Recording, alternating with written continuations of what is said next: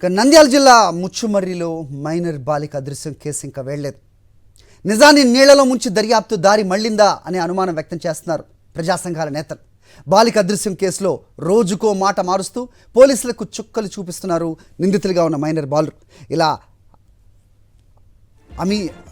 ఆమె పాప ఆచూకీ తేలేది ఎప్పుడు, నిందితులకు శిక్ష పడేది ఎప్పుడు అని ప్రశ్నిస్తున్నారు బాలిక తల్లిదండ్రులు. డీఐజీ సమక్షంలో మల్లాల తిప్ప వద్ద ఎన్డీఆర్ఎఫ్ బృందాలతో స్థానిక జాలర్లతో గాలింపు చేపట్టారు పోలీసులు. బాలిక ఆచూకీ గుర్తించడంలో ఆలస్యం కావడంతో తల్లిదండ్రులు, బంధువులు ఆవేదన వ్యక్తం చేస్తున్నారు. నిందితులను కఠినంగా శిక్షించాలని వాల్మీకి ప్రజా సంఘాల నేతలు డిమాండ్ చేస్తున్నారు. పాప దొరుకుతుందని నమ్మకం ఉంది సార్. నాకైతే ఇంతవరకు ఒక ఆశ, ఏదో చిన్న ఆశ సార్. నాకు 8 రోజులు ఏం సార్ పాప పోయి, ఇప్పుడు వస్తుంది అప్పుడు వస్తుంది నీ ఆశతోనే ఎదురు చూస్తున్నా సార్. సార్ వాళ్ళను కడుతున్నా, ఎప్పుడు వస్తుంది సార్, ఎప్పుడు తీసుకొస్తారు సార్ అంటే తీసుకొస్తామమ్మా, మీకు న్యాయం చేస్తామమ్మా అని చెప్తున్నారు సార్. ఈ రోజులకి 8 రోజులే సార్. నా పాపనైతే నాకు ఇంకా తెచ్చియలేదు సార్.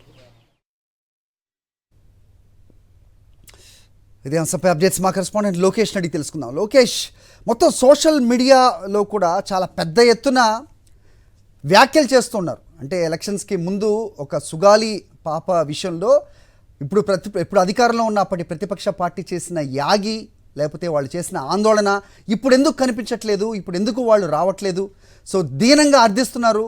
సో ఈరోజు ఖచ్చితంగా 24 గంటల్లో పవన్ కళ్యాణ్ స్పందించాలి, మాకు న్యాయం చేయాలి అంటూ నిన్న కూడా మనం చూసాం.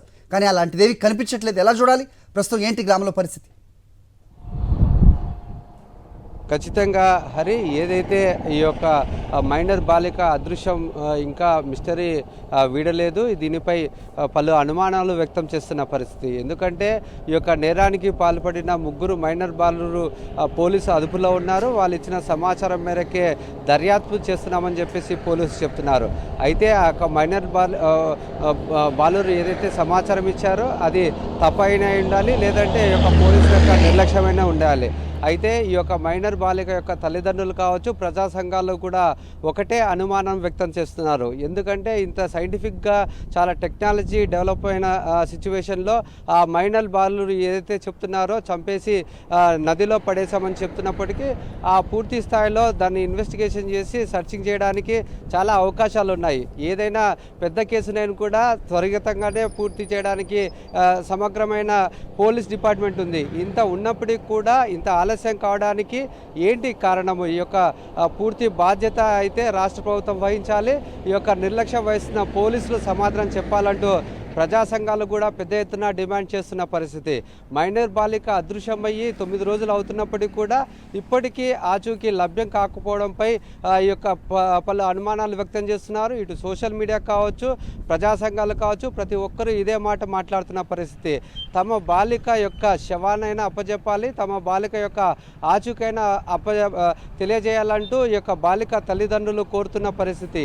ఈ నేపథ్యంలో పూర్తి స్థాయిలో విచారణ చేస్తున్నామని చెప్పేసి పోలీసులు చెప్తున్నప్పటికీ ఆచూకీ లభ్యం కాకపోవడంపై అనుమానాలు వ్యక్తం చేస్తున్న పరిస్థితి. ఏదైతే ప్రజా సంఘాలు ఆరోపణలు చేస్తున్నారో అది పూర్తి స్థాయిలో రాజకీయ పార్టీ నాయకుల ఒత్తిళ్ల వల్లనే ఇది ఆలస్యం అవుతుందంటూ ప్రజా సంఘ నాయకులు కూడా ఈ యొక్క ఆరోపణలు తీవ్రంగా చేస్తున్నారు. హరి, రైట్ లోకేష్.